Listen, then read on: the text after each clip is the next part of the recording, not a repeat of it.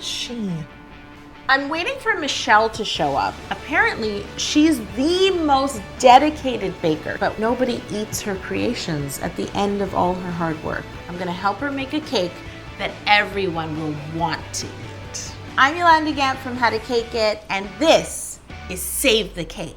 Hi, my name is Michelle. I'm 27 and I have a couple of baking disasters under my belt. Tell me about your cake failures, or one in particular that stands out for you. I decided I was gonna make a crepe cake. I had done it before, so I was like, just make the crepes, layer it, pour on some ganache, we're good. The final pièce de résistance was these hazelnuts dipped in sugar. Yeah. But trying to skew a hazelnut, I punctured under my nail, blood was pooling. That's a new ingredient. Yeah. It definitely hardened to a state of something very inedible. I can see your intention. Okay. The hazelnuts look good. They were worth injuring yourself. Thank you. I felt like my artistic vision was clear. Yes. We will figure it out. Okay, Michelle, you ready? Yes. Okay, we're gonna do this. Come with me. Just block out the outside world. We have work to do. So here's the plan. I'm thinking I want to give you full redemption. So we're gonna kind of recreate what you tried to make, Okay. but not with crepes, with cake. With cake. I'm all about that cake. So we're gonna make a chocolate hazelnut mega cake. Okay. Okay, ready? Yes, I am ready. You're ready. So the first thing we're gonna make is a hazelnut frosting. And it's really easy to make. 4 ingredients. So the first ingredient is just unsalted butter, and then we can add the hazelnut butter into the bowl as well. Never seen hazelnut butter. Yeah, they have all kinds of nut butters. You can butter now. anything. You can turn anything into a butter. So the first thing you want to do is put this on the mixer. I've always told myself that the reason I'm not a good baker is because I don't have a stand mixer. Oh. Yeah, that's the problem. Do you need help? Okay. It's fine. You just told me you don't have one. Oh, wait. No. Oh, Okay. yeah. Yeah? And are they all? So there you go. And now, the 2 remaining ingredients are icing sugar and cream. I can't believe how few ingredients there are in this frosting, and right away it smells amazing. Okay, ready? Cheers. Cheers. Wow. That's really good. So happy we made this. We have beautiful chocolate cakes here. This is my ultimate chocolate cake recipe. It's one of my favorite cakes. We're gonna level them and we're gonna create cake layers. Today I'm also gonna learn how to read a ruler. Oh, that was nearly in my hand. Okay. But it's good. It wasn't. That's the good news. No injuries in this cake. When you're cutting, keep your hand on top, so that way when you do make it through, your hand isn't in the way of the knife. Got it. So I always tell people to save their cake humps because you never know.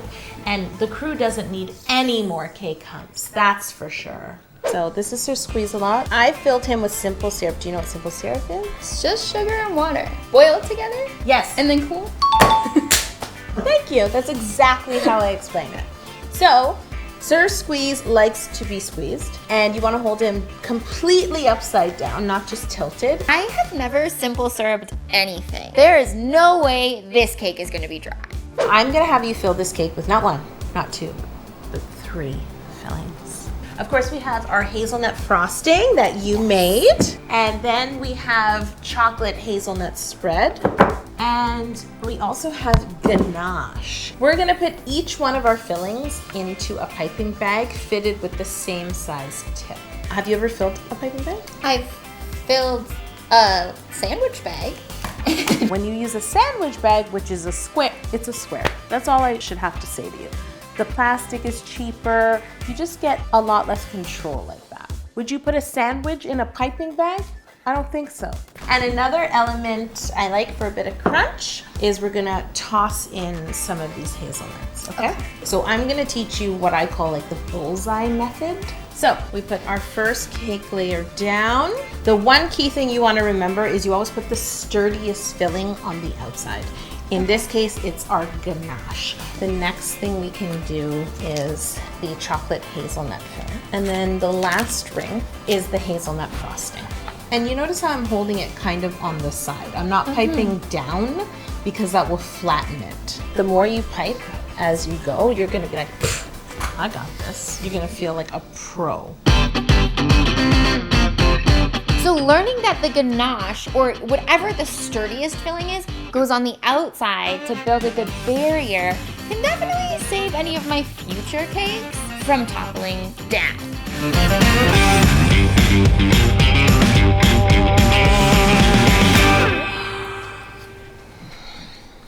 Yes. Do you know what we're gonna do next? It's written on your apron. Crumb coat and chill. Do you know why we crumb coat? So that our main coat isn't full of crumbs?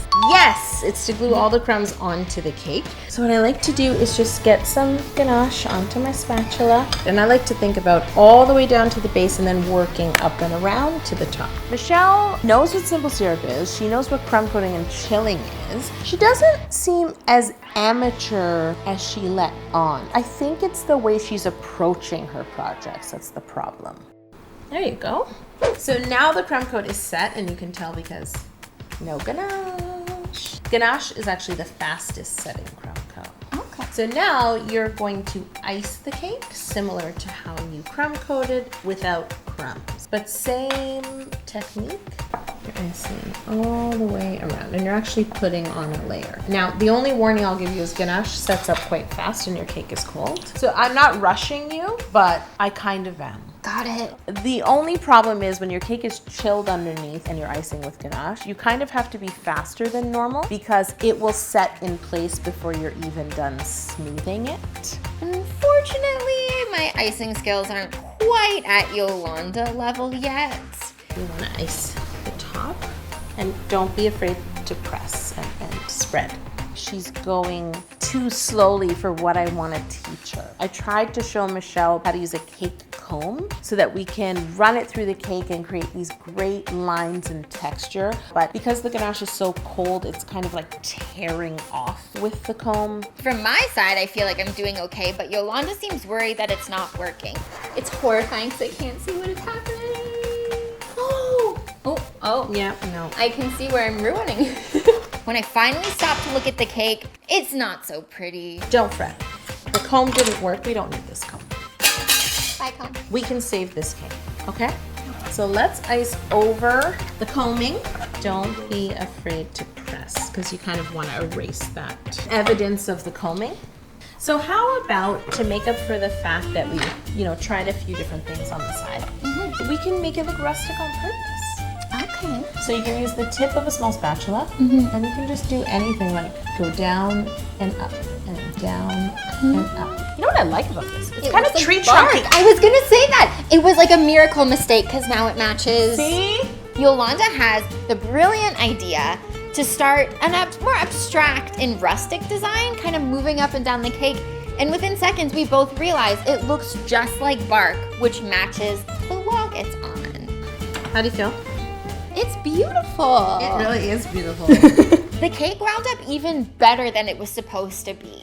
It was such a satisfying moment, like your biggest failures can turn into miracles. Okay, Michelle, I know you dipped some hazelnuts. I did. Okay, so we're gonna try that again today. But I'm also gonna teach you some really simple ways to use sugar. Less dangerous ways. Less difficult ways. It is hard to puncture a hazelnut. These are just facts. I was thinking we could use these little, I'm pretty sure these are for cocktails, but very carefully we could skewer some Okay, I've skewered a hazelnut. And no one was harmed in the process. Yeah, except the hazelnut. Yolanda tells me that we're gonna be attempting our hazelnut sugar spikes again, and right away my fingers ache with like pain memory. The hazelnuts have been prepared. So the first thing we're gonna do is turn on the sugar, and then essentially we just wait for it to start caramelizing. And the one thing I love about making caramel is you can actually smell when it happens. There aren't many things like that. We need scratch and sniff screens. That's next. Whenever you're caramelizing sugar to make sugar decorations, at first it feels like it's taking forever. You start to boil sugar with some water, it's finally boiling, then it turns amber. This is the problem with sugar. It continues to boil So you're supposed to cool it right away. As soon as it's ready, you have to take that pot, put it in some cold water to stop it from cooking. Otherwise, it will just burn in front of your face. I feel like it could have been more brown, but I'm too scared. So now we can both work. And all we're gonna do is make some swirls, okay?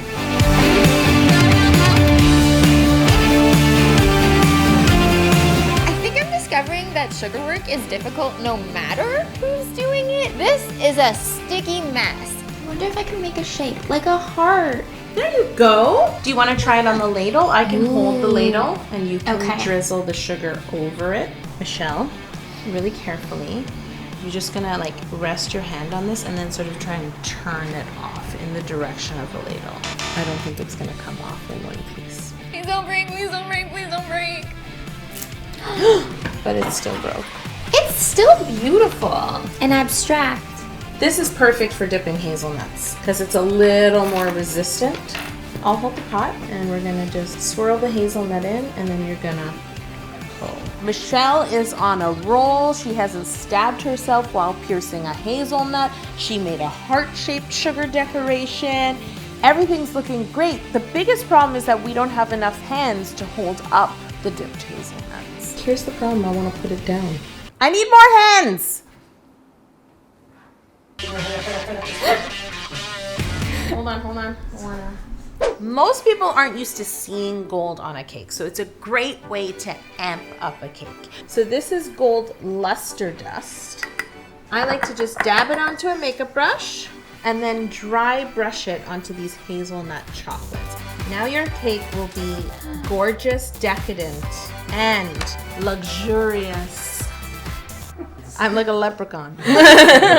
So this is my favorite part. It's time to top your cake with all the beautiful things you need. So we have some of the fresh ganache, so it's still liquidy, but not so hot that it would melt the cake. So what you want to do is hold your piping bag near this edge and start to squeeze and let it drip down.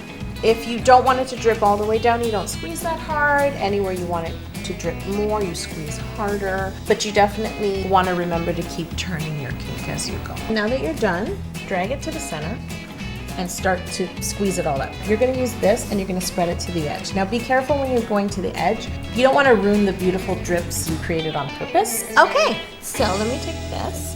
And now you can start to add all your beautiful, beautiful decorations. Once I put something on the cake, I kind of have to commit to it because the ganache will then be damaged if not. So it's so scary to take an item, decide where it's gonna go, and then just put it there and know that that's where it's gonna be. You did it! It's done! We did it! Wait, before you can do all this filling, stacking, and decorating, you need to have the cake, the simple syrup, and the buttercream. I've been doing this for over 20 years and I created a course that will give you all the basic recipes you need to start building beautiful cakes. And the best part is it's completely free. Follow the course week by week or go at your own pace. Click this link to get started.